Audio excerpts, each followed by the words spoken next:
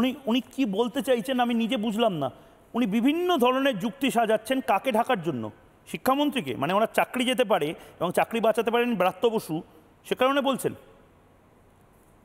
না। এটার এটার যেটা বলেছেন উনি সেটাই উত্তর দিয়েছিল। আসলে তুমি যেটা 23 সাল বললে সেটা নয়, কিন্তু এটা শুরু হয়েছিল 2014 সালে। 2011 সালে সরকার আসার পর যখন ইতিহাসের স্কুল সিলেবাস এবং কলেজ সিলেবাস চেঞ্জ করার কথা বলা হয়, তখন ক্লাস 8-এর বইয়ের একটি চ্যাপ্টার ছিল বিপ্লবী সন্ত্রাসবাদ।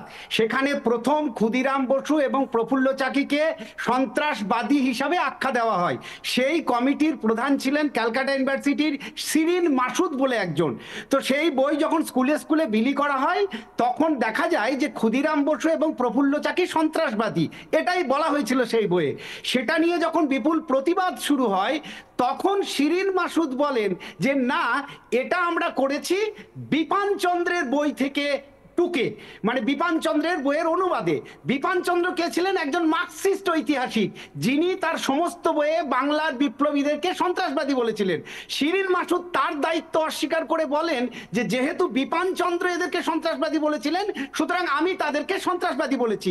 যাই হোক, তখন সেই 2014 সালে চাপে পড়ে সেই চ্যাপ্টার থেকে সন্ত্রাসবাদী, এই ক্লাস 8-এর বই থেকে সন্ত্রাসবাদী চ্যাপ্টারটাকে তুলে। মানুষদা, তার মানে আপনি বলছেন যে এটা খুব সুনির্দিষ্টভাবে এই আঁতেল শ্রেণী, মমতা বন্দ্যোপাধ্যায়ের এই আঁতেল শ্রেণী যারা এখানে শিক্ষার দায়িত্বে আছেন, তারা খুব সন্তর্পণে এই এই রামধনুকে রংধনু করে দেওয়া, আকাশকে আসমান করে দেওয়া, এই এই এই এই সমস্ত কিছু করেছেন এবং এটা কোনো ভুল নয়। একদম, মানে যে দুজন মাথাতে ছিলেন সিলেবাস কমিটির, একজন হচ্ছে শিরিন মাসুদ, একজন সুমিত সরকার, দুজনেই বলেছিলেন যে আমরা সন্ত্রাসবাদী বলিনি, এদেরকে সন্ত্রাসবাদী বলেছেন বিপান চন্দ্র, ইরফান হাবিব, আমরা তাদেরকে কপি করে এদেরকে সন্ত্রাসবাদী বলেছি, সুতরাং আমাদের ঘাড়ে দোষ দেবেন না। যাই হোক, তখন ওই চ্যাপ্টারটা তুলে দেওয়া হয়। কিন্তু এখন দেখা যাচ্ছে যে সাময়িকভাবে স্কুলের সিলেবাস থেকে ক্ষুদিরাম বসু বা প্রফুল্ল চাকিকে সন্ত্রাসবাদী বলা না হলেও কলেজের সিলেবাসে কিন্তু সেটা হয়তো চেঞ্জ করা হয়নি, এখনো সেই ধারাবাহিকতাটা চলছে, কারণ সেই হ্যাংওভারটা আমরা কাটিয়ে উঠতে পারিনি। দ্বিতীয় ব্যাপার হচ্ছে, তুমি বললে মমতা ব্যানার্জি গিয়ে ইউকেতে প্রশংসা করেছেন।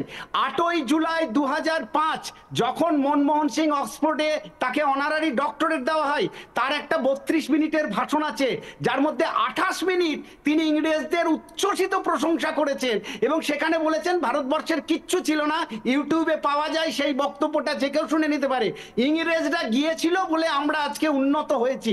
তার যখন প্রচন্ড সমালোচনা হয়, তিনি সেখান থেকে কিন্তু পিছিয়ে যাননি, তিনি বলেছিলেন যে না, আমি যা বলেছি ঠিক বলেছি। সুতরাং এই যে মানসিকতা, এটা কিন্তু দীর্ঘদিন ধরে চলে আসছে এবং সেটা কিন্তু পরিকল্পনা মাফিক। সেটা হচ্ছে ইউরি বেজনোভেভ বলে একজন রাশিয়ান এখানে গুপ্তচর হিসাবে কাজ করছেন, যিনি মূলত ভারতবর্ষের ইতিহাসকে বিকৃত করার যে পরিকল্পনা, ব্লুপ্রিন্ট, সেটা তিনি করেছিলেন। সেটা তিনি পরবর্তীকালে তার বইয়ে স্বীকার করেছেন যে ভারতবর্ষের ঐতিহ্য, ইতিহাস, এটাকে ভারতবাসীকে ভুলিয়ে দেবার মূল দায়িত্ব দিয়ে আমাকে রাশিয়া থেকে পাঠানো হয়েছিল। তার মানে আপনি বলছেন একটা লার্জার কনস্পিরেসি রয়েছে এর মধ্যে, যেখানে খুব সন্তর্পণে এই ইতিহাসগুলো, ভারতের ইতিহাস, ভারতের সংস্কৃতি, শিক্ষা, ভারতের কথা বলা, ভারতীয় হিসেবে কথা। নানা ধরনের কন্টেন্ট দেখার জন্য লাইক করুন, শেয়ার করুন আমাদের ফেসবুক পেজ, সাবস্ক্রাইব করুন আমাদের ইউটিউব চ্যানেল।